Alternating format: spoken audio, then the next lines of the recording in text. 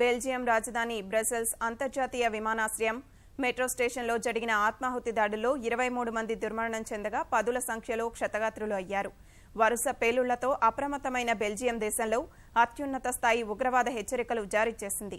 భారత్కు చెందిన జెట్ ఎయిర్వేస్లోని మహిళా సిబ్బంది ఇద్దరికి తీవ్ర గాయాలయ్యాయి.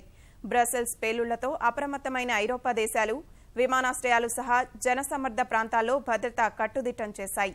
ప్రపంచ దేశాలన్నీ ఈ దాడిని తీవ్రంగా ఖండించాయి. బెల్జియం రాజధాని బ్రసెల్స్ వరుస బాంబు దాడులతో ఉలిక్కిపడింది. బ్రసెల్స్ నగరానికి 12 కిలోమీటర్ల దూరంలో ఉన్న జవెంటమ్ అంతర్జాతీయ విమానాశ్రయంలో జంట పేలుళ్లు జరగా నగరంలో ఐరోపా సమాఖ్యకు చెందిన ప్రధాన సంస్థలకు సమీపంలోని మాల్బీక్ మెట్రో స్టేషన్లో మరో పేలుడు సంభవించింది. స్థానిక కాలమానం ప్రకారం ఈ 3 పేలుళ్లు ఉదయం 8 గంటల ప్రాంతంలో సంభవించాయి. నవంబర్లో ప్యారిస్ నరమేధంతో సంబంధం ఉన్నట్లు అనుమానిస్తున్న సలా అబ్దేస్లాంను అత్యంత నాటకీయ రీతిలో బెల్జియం పోలీసులు అరెస్టు చేసిన 4 రోజులకే ఈ పేలుళ్లు జరిగాయి.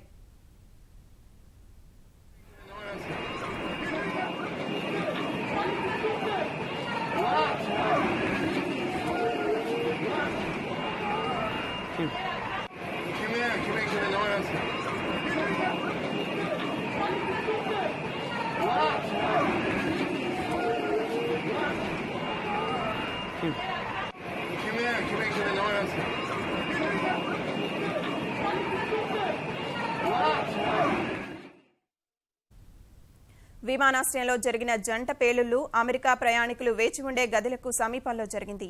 పేలుళ్ల అనంతరం విమానాశ్రయం సహా మెట్రో స్టేషన్లో బీతావహ పరిస్థితులు నెలకొన్నాయి. బ్రసెల్స్లో ప్రధాన రహదారులన్నీ మూసివేశారు.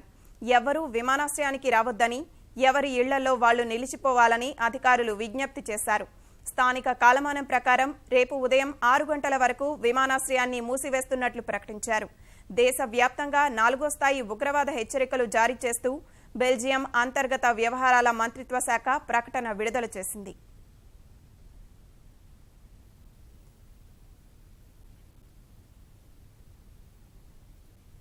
బ్రసెల్స్ పేలుళ్లతో అప్రమత్తమైన ప్యారిస్ అన్ని విమానాశ్రయాల్లో హై అలర్ట్ ప్రకటించారు. లండన్ విమానాశ్రయంలోనూ భద్రత పెంచారు. బ్రిటన్ ప్రధాని డేవిడ్ కామెరూన్ అత్యవసర సమావేశం నిర్వహించారు. బెల్జియానికి అన్ని విధాలా సాయం చేస్తామని ప్రకటించారు. స్వీడన్ ప్రధాని స్టీఫెన్ లోవెన్ ఈ దాడికి ప్రజాస్వామ్య ఐరోపాపై దాడిగా అభివర్ణించారు. దాడిని భారత ప్రధాని నరేంద్ర మోదీ తీవ్రంగా ఖండించారు.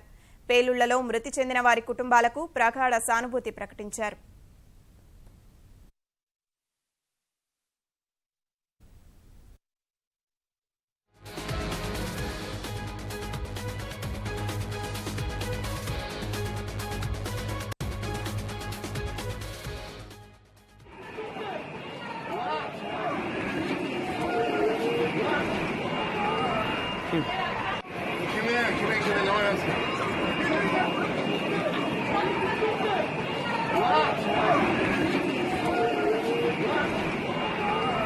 Kim?